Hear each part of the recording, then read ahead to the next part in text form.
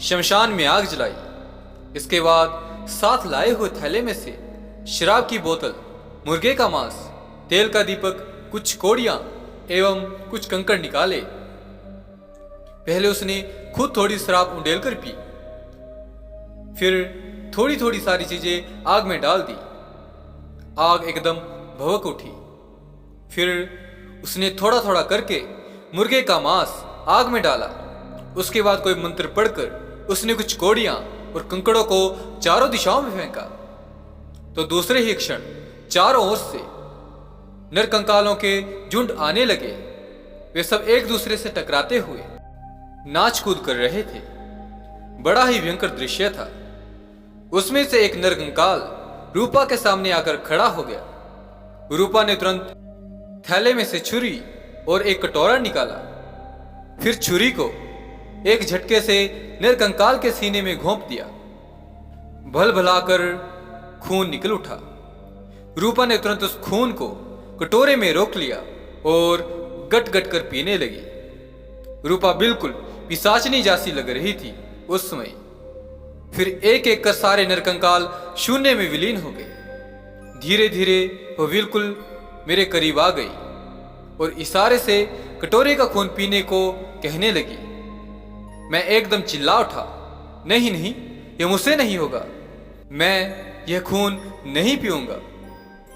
पीना पड़ेगा, रूपा गुर्रा कर बोली। फिर उसने कटोरा मुंह से लगा दिया। न जाने किस प्रेरणा के वशीभूत होकर मैं एक ही सांस में सारा खून पी गया। दूसरे ही क्षण ऐसा लगा मानो सारे शरीर में कोई अदम्य शक्ति दौड़ गई हो। आंखें जलने लगी, ओंठ फड़फड़ाने लगे, पैर कांपने लगे और उसी अवस्था में मैं गिर पड़ा। फिर जब चेतना लौटी तो मैंने अपने आप को रूपा की झोंपड़ी में पाया। उसी दिन से मैं अपने अंदर एक विलक्षण अनुभूति करने लगा।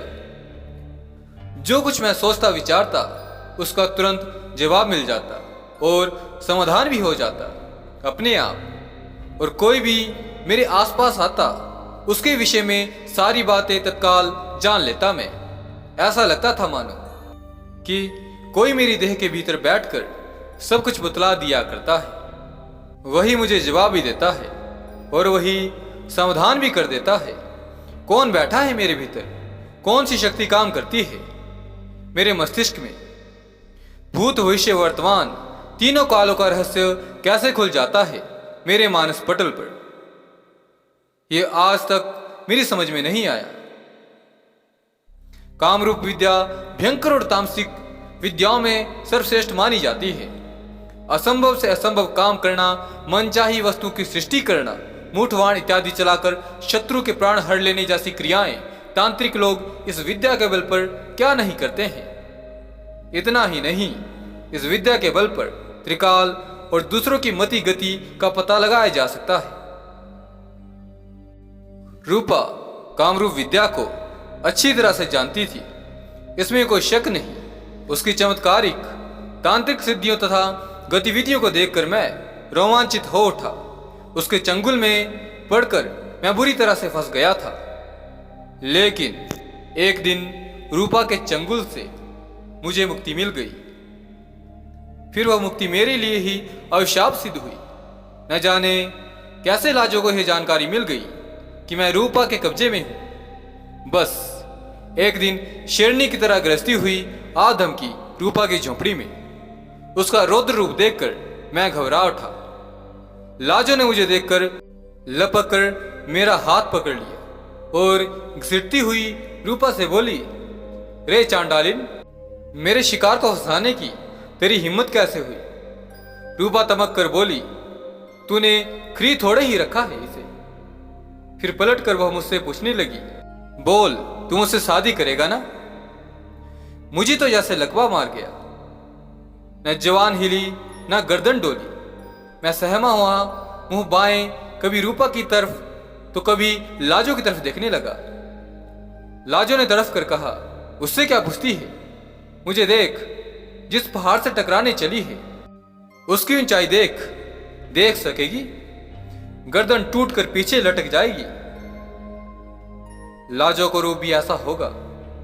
वह इस प्रकार की कठोर बातें भी कर सकती है।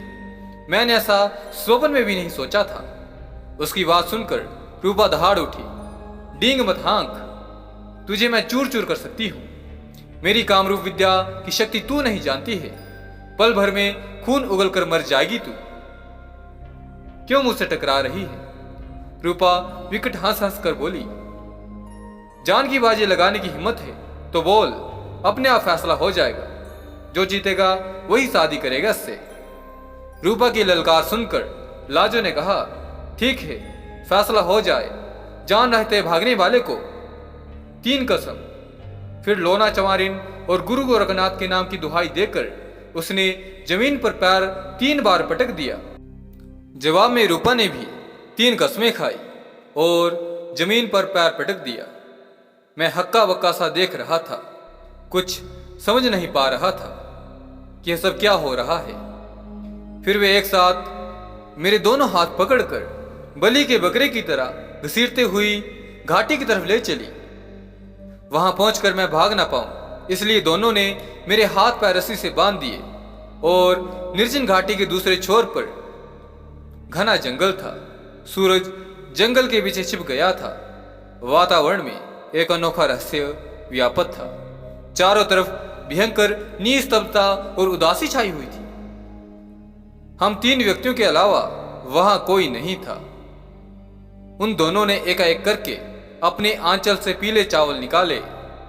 दोनों ने एक दूसरे को क्रुद्ध शेरनी की तरह देखा।